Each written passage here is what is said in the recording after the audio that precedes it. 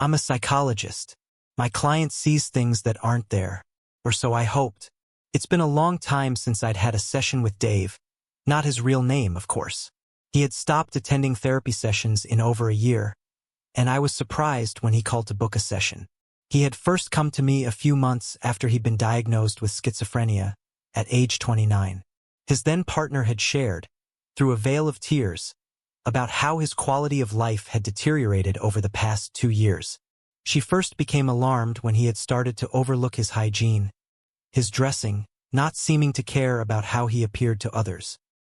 He had insisted that he was fine, but then had withdrawn from his friends and family. He spoke only to her, and eventually started to ignore and neglect her as well. He lost his job and spent most days holed up in his room, mumbling under his breath or talking aloud to no one. He wouldn't tell her who he was talking to. He refused to seek help, despite her desperate pleas. It was only after an incident when he was arrested by the police that he finally began to receive treatment. He had climbed into someone's house and nearly been attacked by the owners when they found him in their living room, sat within a circle of lit candles, mumbling unintelligible phrases over and over again. By the time we were having sessions together, he had been stabilized with medication. But the voice he heard persisted. It was not part of his hallucinations, he insisted. It was real as you, me, and anyone else, he said. I had tried explaining to him about his illness, about how the voice, while seeming real to him, was not really there outside his mind. I tried to discuss with him how schizophrenia causes these really vivid hallucinations, but nothing could convince him that the voice was but a symptom. In the first 2 months after his therapy sessions began, his partner left him. She couldn't handle his deterioration, and she feared that he'd turn violent. That was an unfortunate stigma people tended to have about schizophrenic patients. In reality, they were more likely to be victims of violence than the aggressors. I continued to see Dave for a period of about 6 months, but one day he just stopped attending therapy. He had found another therapist, he said. I didn't really mind. After all, not all therapists are well matched with their clients, and I was happy he had found someone who suited him, who could help him. Now, 1.5 years later, he had called out of the blue to request a session. He had been cryptic on the phone, not sharing why he needed a session now. When he walked into the room, I was taken aback by the change in his demeanor, his whole presentation. He looked healthy, well-groomed, and all cleaned up. He had a glow to his face, a light in his eyes I hadn't seen before. You look great, I couldn't help but exclaim. Hi, Doc, he said chirpily, and plopped himself on the seat near me. Hi, Dave. Again, you look great. I'm guessing things have been good. Yeah, I worked it out with my therapist. You were right, I shouldn't resist it. I should work with it. The treatment, the suggestions, those given by my therapist. He smiled and leaned forward slightly. You were right. I had so much trouble. I was in such a deep, dark place, floundering, and so much of it was because I had been fighting against it. I dedicated so much time, so much effort, struggling against it. But you were right after all. The voice, he wasn't someone I should have fought. I let go one day of my need to control it, to stop it, to get rid of it. I let go, and the voice, it became clearer, warmer. And then he took shape.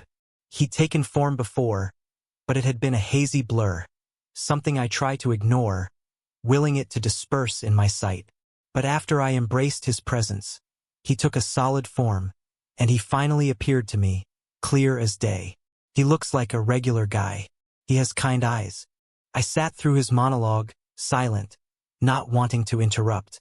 I have to admit I was intrigued. Dave smiled and continued. He was there, when you were talking to me. He hadn't shown himself properly then, but he was always there, hovering. He took in a lot of what you said, what I shared. And it turns out he's a really smart guy. He learned really quickly. I think he did his own research too, because he started having his sessions with me. And he was, just like you, at first, in how he guided me through my feelings, my thoughts. The therapist he had found had been his hallucination. It was unheard of, at least not in my years of experience. For a client to hallucinate a therapist, who then effectively guided the client to better mental health. It was incredible. I strained to keep my expressions in check. It worked more or less. I was able to sort out so many things in the year of therapy I had with him. And he provided therapy free, no offense to you. He evolved too. He started using techniques that you hadn't done with me, so I think he really did do a lot of research, a lot of trial and error. So, when you said you found another therapist, you meant him? The voice you've been hearing, and the guy you've started to see. I didn't want to minimize his views, his beliefs. I was careful not to call his hallucination what it was, a hallucination. Not at this point. That would only push him away. He nodded. So you've been seeing this man? Does he have a name? He's Jones. Yes, so you've been seeing Jones, who has been giving you therapy, and you've felt much better ever since. Is that right? Yes. He's been incredible. I've done so much work on myself, and he's always there for me, not just in sessions. He's there by my side most of the time. He makes sure I take care of myself. He catches my unhelpful actions, the negative thoughts that I have. Well, he can't really read my mind, not most of the time anyway. But he catches the looks on my face when I'm down, angry, anxious, confused, whatever. He catches these moods, asks me about my thoughts, and just does therapy on the spot. It's incredible how effective therapy is when it's 24/7. I didn't know what to say. I was flummoxed, entranced, and entirely grateful to get to be a part of this situation. It was a psychologist's wet dream to get an interesting case like this. I love complex cases, bizarre symptoms, and this was ticking off all the boxes. This isn't to say that I don't care about my clients as people. I do have a lot of empathy and compassion for them, but I'm just often intrigued by the inner workings of other people. And this was beyond fascinating. So, is he here right now, Jones? Yes, he is. He's checking you out, by the way. Oh, he says to clarify that. He's not checking you out in a weird way. He's just trying to get a sense of you, and whatever that thing is that's hanging around you. My smile stiffened a little, and I suddenly felt a twinge of nervousness. The thing that's hanging around me? Yes, that brings me to why I'm here today. Jones, he likes your work, what you do with clients. I think he's been hanging out around you sometimes, checking out your sessions with other clients, learning from you. It's part of his research and development, I guess. I squashed the slight discomfort that had begun to grow. He wanted me to come here today to tell you about some guy, some thing he's seen hanging about you. He's tried to talk to you, but you don't hear or see him. I didn't know what to say, so I simply paraphrased his words. Jones has been around me, and he's seen someone hanging out near me. Is that right? Yeah. He told me that there's this figure he's seen around you on a couple of visits that he made. He's worried. I knew it was all in Dave's head, but I couldn't help but feel as if he had trickled ice-cold water down my spine. I shuddered involuntarily and tried to hide it, speaking quickly. He's seen someone here with me on some of the times he's been here, and he's concerned. Yes. Wait, he's telling me to tell you. Okay. Apparently, he can sense their auras, others like him. He says that the figure near you emanates something sinister. Feels dark. Something's really wrong with it. I couldn't suppress the sensations that came over me at that point. I could feel the blood draining from my cheeks, my palms starting to sweat. An icy sensation wrapped itself around my neck, making it difficult to breathe. I tried to speak as calmly as I could. This is scaring me, Dave. I have not seen you in a year and a half, and you've come today to tell me about your friend, your therapist, Jones, whom only you can see. And here, you've also come to tell me about a figure, an evil being lurking near me, that Jones says he saw. I'm so sorry. This must be really unsettling for you. Really scary. I know how it sounds. But Jones likes you. He wants to keep you safe. To warn you. Oh God. Okay. He says it's here now. I pushed back my emotions, mentally forcing them into a little box in my mind. I took a deep breath. Do you see it too? I asked. No, I can only see Jones. We are connected. This thing. Only Jones can see it. What does Jones say he sees? Exactly? Dave looked like he was listening intently. Then his face changed, taking on a look of deepening anxiety. He says it's on your shoulder now, leaning on it, kind of, or perched on it. He can't really tell. Every hair I had stood on end. The icy pressure around my neck seemed to tighten. I had a sudden, almost irresistible urge to run, to pluck myself from the seat and dash as quickly out of the room as possible. I forced myself to calm down. Dave, you're scaring me. And I know Jones, he's real to you. But he's not real to me, and what you are saying to me, though I know you mean well, it makes me really uncomfortable. Yes, that was it. It was all his hallucination, I knew it, research knew it. Science was on my side. Dave was having an incredibly elaborate hallucination, delusion, and intricate as the story was, that was all it was. A story. Something he built up in his mind. His amazing, complicated mind. But still, it was nothing more than his imagination. I grasped on to that train of thought like a shield and felt somewhat comforted. The surety of science made me feel safe again. A touch of sadness spilt into the anxiety that was painted on Dave's face.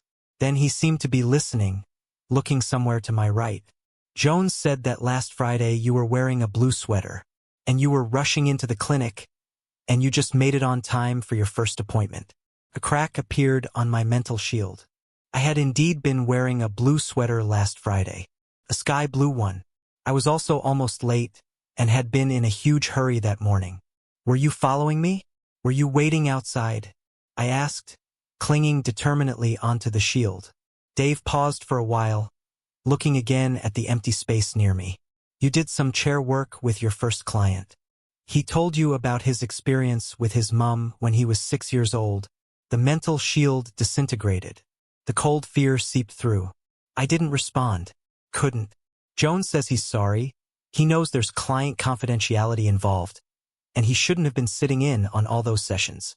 But he's hoping to make up for it by helping with you with that thing with you now. I couldn't contain the dread any longer. I gave up on my professionally calm demeanor.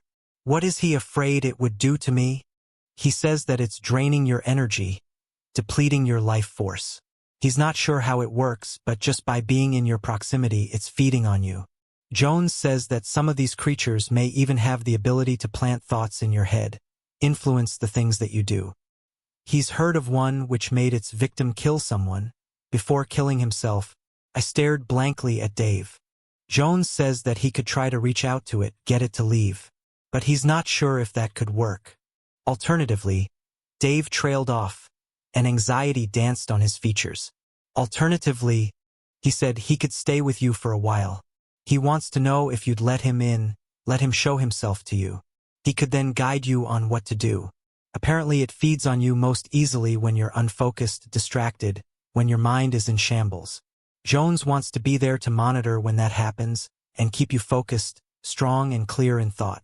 He thinks that eventually, if you're consistently being purposeful, clear-headed, it will leave and find an easier target. I couldn't help but chuckle nervously. He can be transferred to me? And a clear head stops that thing? Yes, Dave said.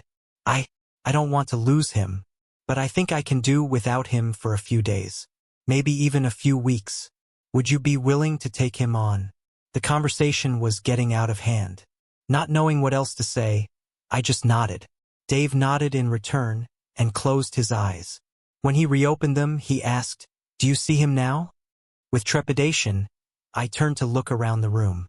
A flood of relief surged through my body as I realized I saw no one. There was no one. I had been pulled into Dave's delusions and hallucinations, somehow buying into his stories, falling for the intricate tale his mind had concocted. This was ridiculous. I was a professional, a psychologist. The tension seeped from my heart as I turned back to Dave. I resumed my previous professional manner. Dave, there is no one. I don't see anyone here. I don't hear anyone, either. Dave's face fell. You can't sense him? He's right there. He's looking at you. I can't, Dave. He's what you see. I don't see him. Others don't see him. He's there, really. Maybe it takes a while. Maybe it works differently for you. Me and him were naturally in tune. Maybe you're not of the same wavelength. I nodded, not wanting to push him too far. Dave, our hour is almost up. Thank you for having been so honest and open with me. I'd like to invite you back for another session soon. Would that be okay with you? Dave seemed resigned, but he eagerly agreed to set another appointment in a few days' time. He seemed sure that I'd be able to see his truth soon. Mixed in with my relief, I also felt a deep, heavy sadness as I bade him goodbye. He was deeply ill. He was entrenched in his delusions, and his hallucinations were becoming stronger, much stronger than when we'd first met. He was so steeped in his beliefs that it had swayed even me.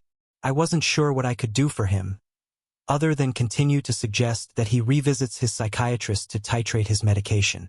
I felt incredibly drained after the eventful session with Dave. I powered through the remaining sessions I had with other clients and gratefully piled myself into my car at the end of the long work day. I nearly fell asleep at the wheel, but managed to get home safely with the help of heavy metal music. Finally, I could relax and eat my dinner in front of the TV. Just some brainless binge-watching ahead. I was microwaving my frozen dinner, hungrily counting down the seconds on the display, when I caught a glimpse of a movement to my right. I turned and let out a scream. My heart leapt into overdrive. There stood a man, wearing a mustard-colored blazer, a gray tee and jeans. He had tousled hair, brown eyes, and a weathered complexion. He stared at me in concern. "I'm really sorry to have startled you. I wasn't sure how else I could have approached you. Who are you? Get out of my house," I yelled, scrambling to grab my mobile phone. "I'm Jones," he said, in a voice as clear as the crinkle on his forehead. I sputtered. "I don't know what kind of sick joke you're playing, but..." I heard fumbling at my front door before it burst open. My neighbor and close friend stumbled in. We had exchanged keys to our houses before, just in case of emergencies. "Are you okay?" Her face was etched with alarm. "This man..."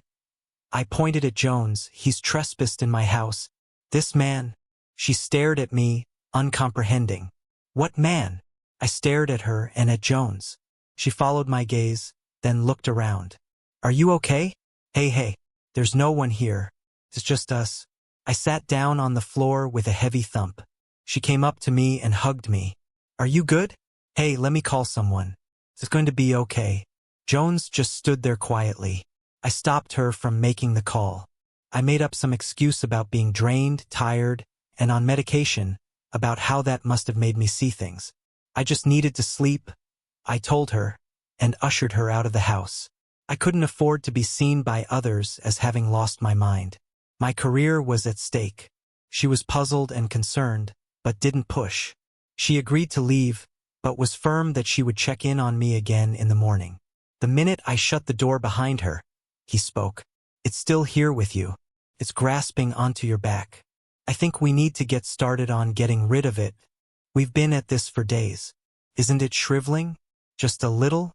Or looking bored? Like it wants to move on?" I ruffled my hair in frustration. Jones was patient in his replies as usual. "Well, it takes time. It doesn't give up that easily." I sighed.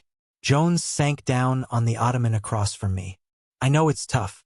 You've been doing a lot these days." Irritation creased my brows. "You don't have to therapize me.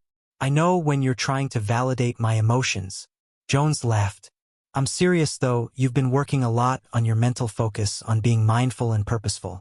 It's been a lot of dedicated hard work." Despite myself, I felt a tingle of achievement, but I continued to stare sulkily at him. "I know what you're doing. You're highlighting my efforts, praising me to keep me motivated, to help me feel empowered and in control. You really shouldn't try to psychologize me, you know. But that's what I'm here for. Not psychologizing per se, but to help you with your mental state, your focus." I nodded begrudgingly. My own personal psychologist. One who was there for me 24/7. Honestly, I could see why Dave had progressed so much under Jones' care. Jones, who was Dave's hallucination. Or so I'd thought. When Dave, an ex-client, had returned to request sessions with me, I had feared that perhaps the therapist he'd been seeing had not been a good match after all. But as it turned out, the therapist that he'd been seeing since he ended sessions with me more than a year ago was someone only he could see. Yes, he'd hallucinated a therapist, complete with round-the-clock therapeutic services. And it somehow worked for him. He was in a good place and had come back to see me only because, according to Jones, there was something hanging around about me. something that emanated sinister vibes, something that meant me harm. I was unconvinced, of course. It was an implausible, incredulous story. But then Jones materialized before me. You can read about it here, I won't go too much into that now. So anyway, Jones and I had been working on trying to rid myself of the being that was plaguing me. Apparently, it was feeding off me, draining me of my life force, my energy. According to Jones, these beings also tend to implant terrible thoughts in their victims' minds, thoughts which can lead them to do horrible things. Jones had tried to shoo it out, whatever that entailed, but had apparently been unsuccessful. Now, the next steps were for me to work on reinforcing my mind. According to Jones, that thing can most easily feed on my life force when I'm unfocused, unmotivated, and when my thoughts were scattered. Unfortunately, that was me most of the time. Outside of my therapy sessions, after work hours, my brain usually went into a sluggish, vegetative state. All I could do would be to passively consume TV shows and podcasts. In the past months, I didn't even have the mental capacity to play video games, an activity I once loved. Being a psychologist can be intensely and extensively draining. I stood up again and paced about. It's really here, this thing. It was Jones' turn to frown. You don't believe me? I shrugged non-committally. Well, you're the only one who can see it. You claim it's there, and hop on over from Dave to my consciousness, to help me out. And we've been working on my thoughts, on my behaviors for hours every day, and it's all based solely on your word. He regarded me seriously. I felt a rumble of guilt, but I had to voice my doubts. My very reasonable doubts, I reminded myself. For all I knew, he could be some demon spawn. He didn't respond. In the awkward silence, I spilt out yet more doubts. You really helped Dave get to a better headspace. You did amazing work with him. But, well, before you appeared to him, did he have any issues?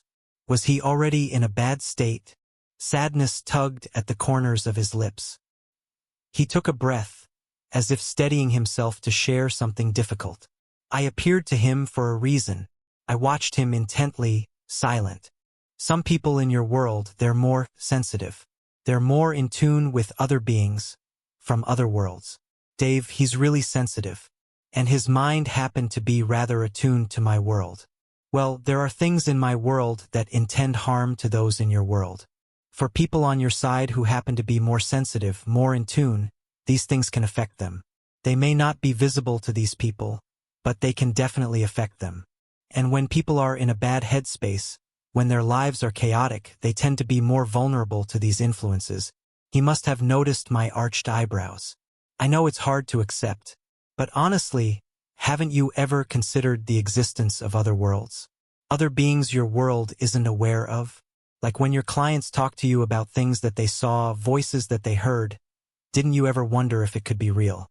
If it could be that they're communicating with things, beings that you didn't know about? I have considered that, I admitted, but that has no science behind it. Not yet at least, and I operate based on science. I left out the part about how I happen to be a huge conspiracy theorist. But I guess I just had to see for myself. I gestured vaguely at Jones. Jones smiled. Yes, you actually handled my appearance better than I expected. I gave a wry smile. Anyway, so how did you show up in Dave's life? He cleared his throat. Well, back then I had seen Dave. I could tell that he was sensitive to our world. And he was in a dark place. There were beings from my side that didn't help matters. They fed off him. He was lucky in that these were simple, easily handled types of beings. I fended them off as much as I could, but he was keeping himself open to more that came along. So he paused, looking a little anxious. So you? I made myself visible to him. I could see the mixed emotions in his eyes, the slight furrow of his brows. I waited quietly for him to continue. He freaked out. I could tell he thought he'd finally broke.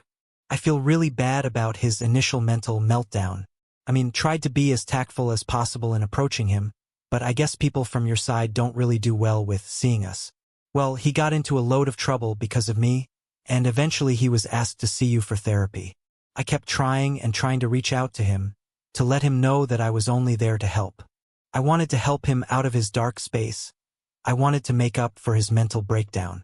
And the rest, well, I leaned back in my seat and closed my eyes, trying to digest the mind-boggling information he'd just shared.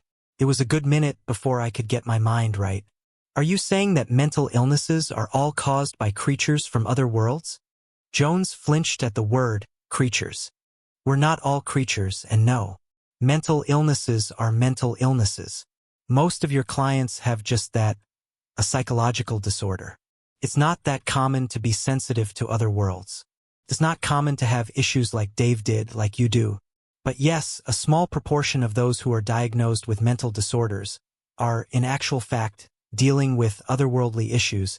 I nodded, relieved that I wouldn't have to revise all of my clients' notes. It made sense, too, that people with these otherworldly issues would be misdiagnosed with mental illnesses. When Dave came to me, he had already had a diagnosis slapped on him by his psychiatrist. I had taken a look at his notes, matched it to the diagnostic criteria, and thought no further of the matter. Actually, why didn't you just disappear again? When Dave was freaked out. It doesn't work like that. Once I made myself visible to him, he was kind of keyed in to my wavelength. Something like that. It's like opening a packet of crisps. You can't unopen it after that. I mean, you could technically if you'd a seal or something, but, well, okay, it was more like if you bit into a cookie, you can't really unbite it.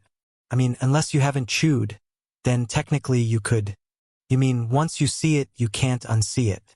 Like once you know something, you can't unknow it. Yes, that's much better. That's what I meant. I nodded, chewing on the inner sides of my cheeks.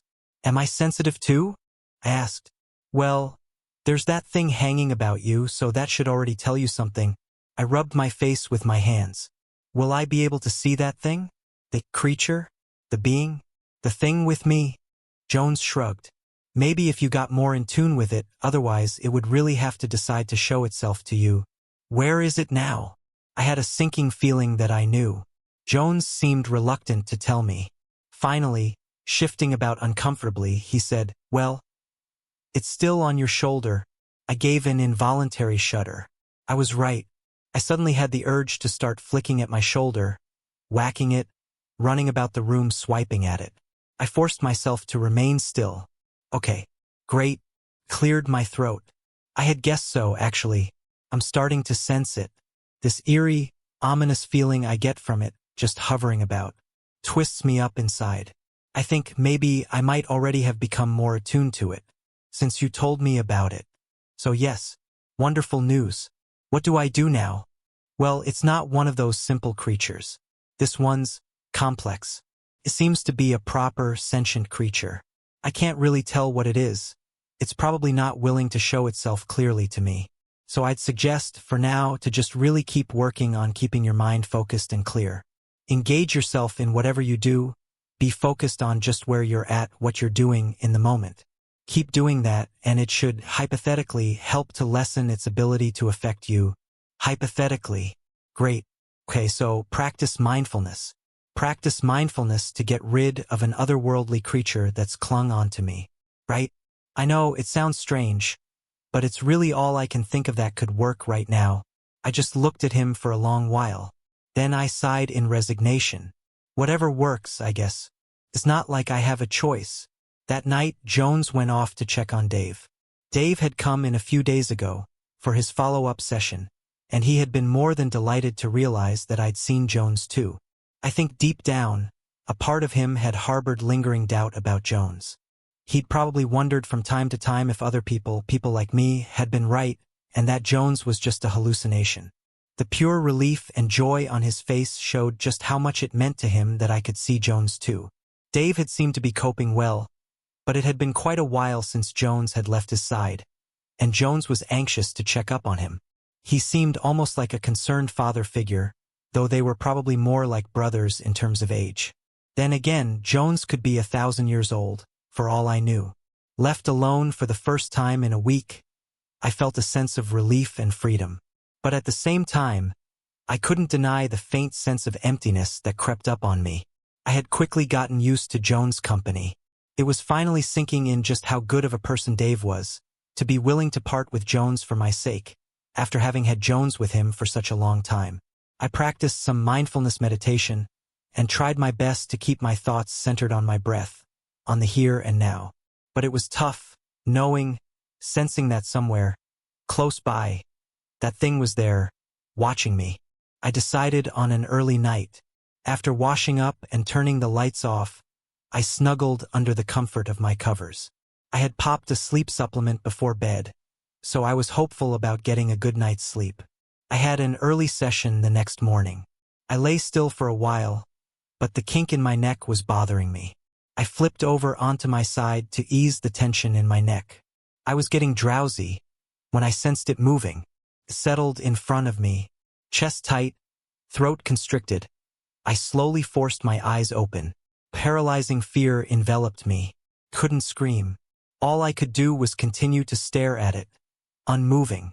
A mess of dark, grayish limbs, tangles of wild, messy hair. A pale, empty face with waxen skin. Black eyes.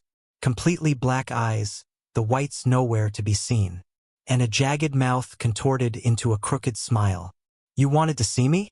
I stared resolutely ahead, watching as my cup of mushroom soup revolved in the microwave.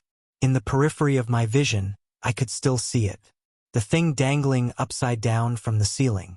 I could hear the wet rattling sound from its throat, smell the sickening sweet scent it emanated. My face remained congealed in a grim expression as I determinedly ignored its presence. It lowered its pale, waxen face down to mine, blocking my view of the microwave. It stared straight into my eyes, and the hollow emptiness of its dark eyes, all irises and no whites, sent icy bugs down my spine.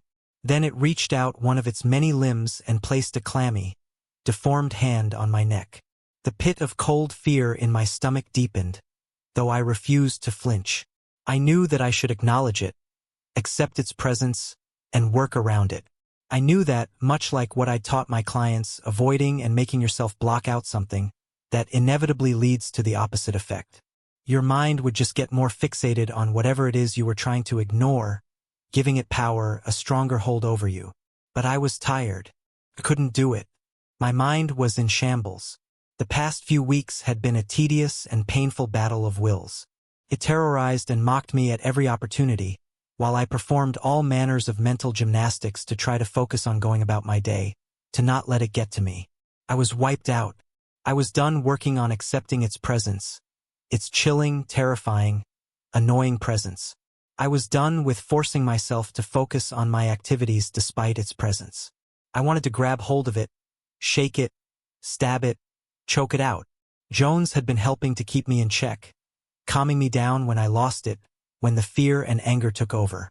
But I was stretched perilously thin. It had taken my passion from me. Couldn't do my job. I couldn't do the one thing I had spent over a decade working towards, the one thing that gave me fulfillment over the past few years. I couldn't be a psychologist with that thing around me. I had tried. I had gone for a scheduled session, sat there, and plastered various expressions on my face. A look of concern, a look of understanding, a smile here, some nodding there. But I hadn't been able to get through the session. As my client sat opposite me, pouring her heart out, it had scuttled back and forth in an odd crooked gait, looking at me with a sneer on its face. At least it no longer spoke to me. Ever since the one thing it uttered, it had kept an eerie silence. But it didn't need to talk to mess with my head. During that session, at times, it had plastered itself on my client's face. At times, it had perched behind me. As I had reached out to offer my client some tissues, it had climbed atop her head and slowly drawn one of its limbs across her neck, all the while contorting its lips in an unnerving smile, spittle playing on its lips. I had watched in repressed horror, expecting blood to spill out from her throat. But it hadn't. At another point, I had felt a strange urge, a piercing thought of, kill her. I knew it had put it in my head. Jones had tried to intervene. He had stood unseen next to the client, guiding me. Let it do what it's doing. You don't have to fight to ignore it. You don't have to will it to stop, to disappear. Just let it be. Put your mind on listening to her. Focus on your client sharing her story. But he hadn't helped. All he had done was to further distract me, to add to the noise in my head. I hadn't been surprised when my client voiced her discomfort at my odd behaviors. If I had been in the right frame of mind, I would probably have applauded her for it. She was a deeply nervous and insecure girl, and just 2 months ago, she wouldn't have dared to mention it. "You seem really distracted," she had said. "You keep looking about, I'm not sure at what. Are you okay?" I had just stared at her, unspeaking, for a few moments. Then I pulled myself together. "I'm so sorry, but I'm having a terrible headache, and I took some medication. It's really messing with my concentration." "Oh, I'm sorry. Would you?" She had trailed off, uncertain, awkward. "Let's end this session now. I'm so sorry to have made you come down. I should have known my limits. Let you know that I wasn't up to it. I won't charge you for today. I'm terribly sorry." My client had been understanding, and for that I was grateful. The moment she left the clinic, I had broken down in tears. Jones had sat next to me, not saying a word. For that I was grateful too. Perhaps I was losing my mind. Maybe that thing didn't exist. Maybe I needed some serious psychological help. Maybe it was just a hallucination. Maybe Jones was really just Dave's hallucination. And I'd started to hallucinate too. That was why I could also see Jones. Or maybe, for all I knew, Dave wasn't even really there. Maybe even Dave had been my hallucination too. My hallucination who was hallucinating someone else. A strangled chuckle escaped my lips. I was going crazy. I really was. Since that one disaster of a session, I hadn't had any sessions. I had canceled all my appointments with a claim of ill health. For the past weeks, I'd just been at home, alone, ignoring messages and calls from the outside world. It was just Jones, me and it. The microwave beeped, pulling me out of my thoughts. I ignored the thing who just hung there, staring at me. It definitely wasn't fading. In fact, it seemed tougher, stronger. It was probably having a blast, feasting on my dwindling life force. I grabbed the cup and immediately dropped it, cursing. I ran my raw, singed skin under tap water for a while, as Jones sat on the countertop, watching as the water flowed. Then he spoke up. "Its form, it chose it. It chose it, knowing it's something you would fear." I was silent for a while, mustering the energy to snap out of the heavy sludge I felt encased in. I forced a response. "It chose it? How do you know?" "Well, because, beings from my side, we can choose our forms." That was news to me. From the depths of my emotional sewage, a bubble of curiosity plopped up. "So, you chose your form?" Jones hesitated a moment. He seemed nervous. "Yes, I did." He looked away. "What made you choose this form? Was it someone you knew? Someone you met?" He didn't respond. I wanted to probe, to ask more, but a foreboding sense told me that I wouldn't like the answer. And I couldn't deal with any more surprises at the moment. Jones was my one tether to sanity, and I wanted to keep it that way. Or maybe he a product of my insanity, who knew? I just sat in front of the TV and ate my soup. The show was almost over when Jones finally spoke again. "I want to be honest with you, and I hope you'd reserve your judgment, and keep in mind what I've done for you. For Dave, the experiences we've had." I just looked at him. This form, it was someone I'd met before. The silence stretched out between us. I was once a simple thing too. A simple creature. Blind, not truly sentient. I just knew I had to feed. That was my only instinct. To feed. He looked at the floor, speaking quickly, as if forcing the words out before he lost his nerve. "I came across this guy then. Except I didn't register him as a guy, a person. I just recognized him as a food source. I consumed his energy, his life force. I took so much of it. I would usually move from food source to food source, as it was hard to keep being connected to someone on this side. The connections would usually come and go. But he was tuned in to my world. He was somehow straddling both worlds. Like Dave was. But I wasn't me, not then.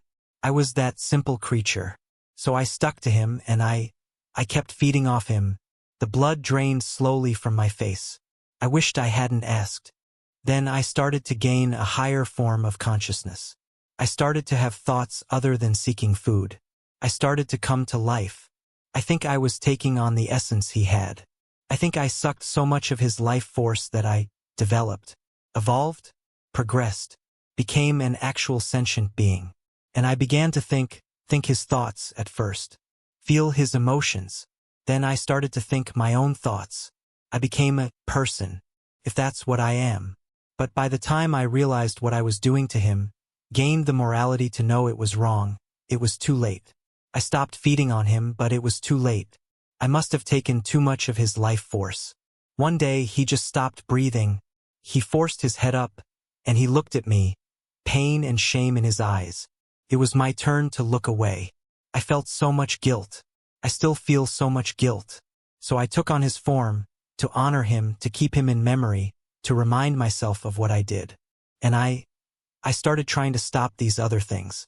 Stop these creatures which I used to be. I've been trying to redeem myself since then. I was quiet, my face blank. Say something, Jones pleaded, after a long, uncomfortable silence. Did you feed off Dave? I asked, in a tone more abrupt than I intended. No, I didn't. Not Dave. I noted his choice of words and dread seeped in. Not Dave. Did you feed off me? Jones paused. For a long moment. Yes, but only once or twice. Twice. That's it. I stared at him, fearful, furious, indignant, speechless. But only to help Dave. I wanted some of your skills, and I didn't have the time to take the years to learn them. I just needed a little bit of you to help Dave. But I stopped once I had enough to help him. Then I realized you had that thing with you, and I wanted to help. My lips pressed tightly together. I gripped the cup and the spoon hard. Get out. I wanted to shout. Get out and leave me alone. But I didn't say a word, because I needed him. Despite everything, despite the fear that filled me, the horror and resentment of him having fed on me, I couldn't ask him to leave. I couldn't face that thing with me, alone. That thing that was skittering up my chest, a look of mocking glee on its face. So I sat there and I took another mouthful of my soup. Jones sat across from me, staring anxiously as I finished the soup with deliberate sips. Then I looked him straight in the eye. You want to help? Then help. Get rid of it. I'm trying. It's a long process, but if we just... No more of this mindfulness. Focus my goddamn mind bullshit. I've been trying. So damn hard. But it's obviously not working. It's not. I'm done trying. You want to help. Do something. Do anything. Jones looked at me, eyes wide, sadness and helplessness etched on his face. I turned away and switched to another show. He was silent for a long while. I could tell he was deep in thought. Then he sat up, drawing my attention. His face hardened with determination. I will do something about it. I'm going to help you. How? I'm going to feed on it. Despite myself, my eyes widened in surprise. You're going to what? I can feed on it. I haven't tried it before, but if we share the same food sources. He winced as he said the words. If we both feed off people from your world, I can perhaps feed off it. Like a big fish, small fish thing. Not to say you're the worms or anything. I didn't know what to say. I just stared at him. I don't know what it will be like, what will happen. I try it now. But I'd prefer it if you didn't see me do it. If you didn't watch. I looked at him, digesting his words. Then I nodded. I switched the television off and walked towards my bedroom. That thing tried to follow me. I could hear its erratic footsteps. I didn't look back. I heard Jones grapple it. It screeched. I still didn't look back, just continued into my bedroom and shut the door. I went through the motions of getting ready for sleep, ignoring the haunting shrieks and the heavy thuds that went on outside. I don't know how I fell asleep, but I did. And when I awoke, the memories of the previous night sank in. I just lay in bed, staring at the ceiling. I didn't know what to do. Then my door creaked open. To my immense relief, Jones walked in, and there was nothing following behind. It's gone, he said simply. A faint sense of relief started to force its way through my guarded disbelief. I rubbed the sleep out of my eyes and took a better look at him. There was a hollowness to his eyes, a touch of an unrecognizable emotion tinting his face. His skin seemed pale, waxen. Are you all right? I asked timidly. Whatever he did, it seemed to have taken a great toll on him. "I am," he said. Then he smiled, a forced contortion of his lips. My relief quickly dissolved into a cold, liquid fear. Dread tingled my neck. Something was wrong. I felt petrified, but I shoved the fear deeper inside. He's probably just drained, I thought desperately. He just needs to rest, to get back to his normal self. "Yes," he said, startling me. "I just need to rest. I'll be back to normal again." His smile widened. It was an unnerving, but strangely familiar smile. Thank you for watching. Don't forget to like, subscribe, and turn on notifications for upcoming videos. Stay tuned for more.